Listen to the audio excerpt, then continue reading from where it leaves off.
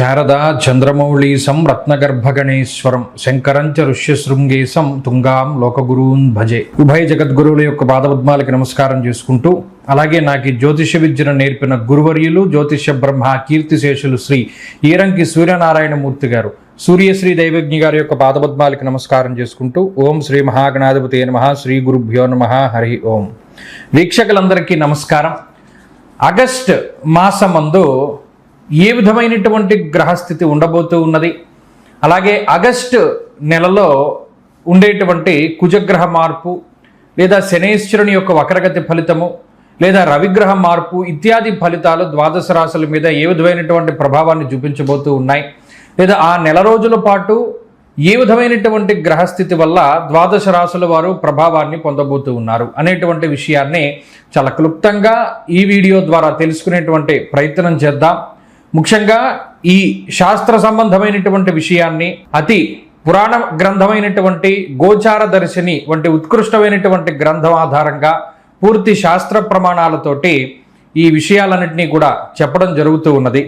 ముఖ్యంగా ఈ ఆగస్టు మాసంలో ఉండేటువంటి గ్రహస్థితిని గనక గమనిస్తే, ఆగస్టు 2వ తారీఖున ఉత్తరా నక్షత్రము 2వ పాదంలోకి శుక్రుని యొక్క సంచారము జరుగుతూ ఉన్నది. అనగా శుక్రుడు తన యొక్క నీచక్షేత్రమైనటువంటి కన్యలోకి ప్రవేశం చేస్తారు ఆగస్టు 2వ తారీఖు నుండి. తదుపరి మాసం అంతా కూడా ఆయన అక్కడే సంచారం చేస్తారు. అలాగే 3వ తారీఖున మృగశిర నక్షత్రం 3వ పాదంలోకి కుజుని యొక్క సంచారం జరుగుతుంది.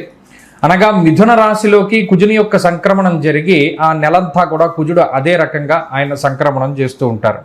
అలాగే 18వ తారీఖున సూర్యుని యొక్క మార్పు, ఇప్పటి వరకు కర్కాటక రాశిలోకి ఆయన యొక్క సంచారం సాగింది. 18వ తారీఖున కర్కాటక సంక్రమణాన్ని వదిలిపెట్టి ఆయన సింహరాశిలోకి ఆయన యొక్క సంక్రమణాన్ని ప్రారంభం చేస్తారు. అంటే 18వ తారీఖు నుండి మాసం చివరి వరకు కూడా రవి యొక్క గమనము అనేటువంటిది సింహరాశిలోనే ఉంటుంది.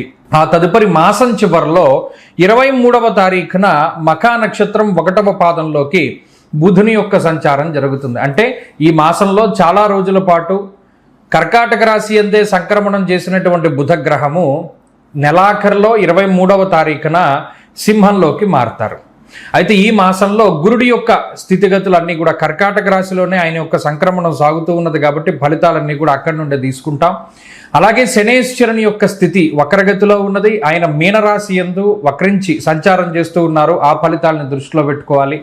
కుంభరాశి యందు రాహు ఉన్నారు. అలాగే సింహమందు కేతుగ్రహం ఉన్నటువంటి పరిస్థితుల్లో ద్వాదశ రాశులపైన ఈ గ్రహస్థితి ఆగస్టు మాసమందు ఏ విధంగా ప్రభావాన్ని చూపించబోతూ ఉన్నది.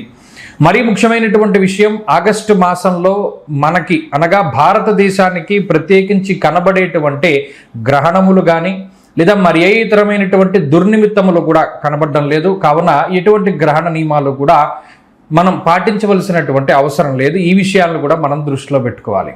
ఇక ఫలితాల విషయాన్ని మనం చూద్దాం. మేషరాశి వారికి ఆగస్టు మాసం సానుకూలంగానే ఉండబోతూ ఉన్నది. కారణం, ఈ మాసం ప్రారంభంలో కుజుని యొక్క స్థితి తృతీయ స్థానమందు ఉండడం అనేటువంటిది యోగించేటువంటి విషయం. అలాగే బుధుని యొక్క స్థితి అనుకూలంగా ఉన్నది. రాహు యోగిస్తూ ఉన్నారు. అలాగే చంద్రుని యొక్క అనుకూలత మాసంలో కొద్ది రోజులు కనబడుతూ ఉన్నది. ప్రత్యేకించి ఈ రాశి వారికి ప్రధానంగా అర్ధాష్టమ రవి యొక్క దోషం కూడా 18వ తారీఖు తోటి తొలగిపోతూ ఉన్నది. కాబట్టి ఈ మాసం కొంత పాజిటివ్గానే ముందుకు వెళుతుంది. ఇష్టసిద్ధి సదారోగ్య అనేటువంటి శాస్త్రవచనం ప్రకారము తృతీయ స్థానమందు కుజుని యొక్క సంచారం వల్ల ఆయన తృతీయ భావానికే కారకుడు కాబట్టి ఆయన ప్రత్యేకించి సహజ స్థానమందు మీ యొక్క సహజ లక్షణాలన్నింటినీ కూడా బయటపెట్టేటువంటి అవకాశాన్ని ఇస్తాడు. అంటే మనకి ఇది ఇష్టము, ఈ ప్రకారంగా చేస్తే మనం ఇంకా చాలా గొప్పగా చేయగలుగుతాము అనేటువంటి ధోరణిలో ముందుకు వెళుతూ ఉంటారు. ఇప్పటివరకు మీకు రానటువంటి పనిని చేస్తూ ఉంటే ఇప్పుడు మీకు ఏదైతే సులభమైనటువంటి పని ఉంటుందో అటువంటి సులభతరమైనటువంటి కార్యక్రమాలు, అది వృత్తి ఉద్యోగాల పరంగా కానీ లేదా మీ జీవితంలో చేసేటువంటి పరిస్థితులన్నీ కూడా కనబడుతూ ఉన్నాయి. కాబట్టి అక్కడ ఇష్టసిద్ధి సదారోగ్య. ఎప్పుడైతే మనకు నచ్చినటువంటి పని చేస్తామో మానసిక ఉల్లాసం కలుగుతుంది.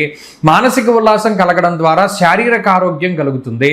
ఎప్పుడైతే మనసు శరీరము ఆరోగ్యంగా ఉండి ఇష్టమైనటువంటి పని చేస్తూ ఉన్నామో ఆర్థిక అభివృద్ధి అనేటువంటి అనేటువంటిది అది నిజంగా కరతలామలకంగానే ఉంటుంది. కాబట్టి అటు ఈ మాసంలో ఉద్యోగాభివృద్ధి కనబడుతూ ఉన్నది, మానసిక ప్రశాంతత ఉన్నది, ప్రత్యేకించి ఆర్థికాభివృద్ధికి అవకాశం కల్పిస్తుంది.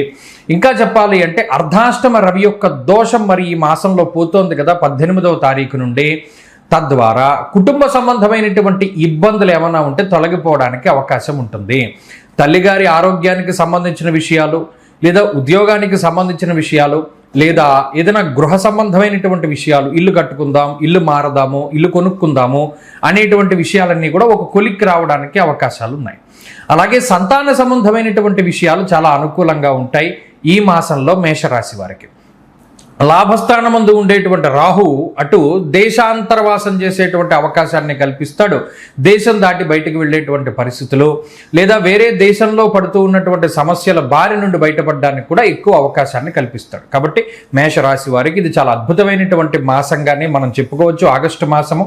ఇంకా మరిన్ని శుభ ఫలితాలని మేషరాశి వారు పొందాలి అనుకుంటే ఈ ఏలినాటి శని దోషము లేదా శనేశ్వరుడు వక్రగతిలో ఉండేటువంటి దోష నివారణ కోసమై రుద్రాష్టకాన్ని పారాయణ చేస్తూ ఉండడము, అలాగే ఈ మాసంలో మాస శివరాత్రి అనేటువంటి దాన్ని ప్రత్యేకించి ఆచరిస్తూ ఉండడము చెప్పదగినటువంటి సూచన. ఏ విధంగా అయితే మాస శివరాత్రిని ఆచరించాలి అంటే ఆ రోజు ఉదయమే లేచి చక్కగా సూర్యోదయాత్తు స్నానం చేసుకుని అభిషేకం చేసుకోవడం. అలా చేసుకుంటూ ఉంటే ఈ మాసంలో మరిన్ని శుభ ఫలితాలు సంప్రాప్తం అవుతాయి.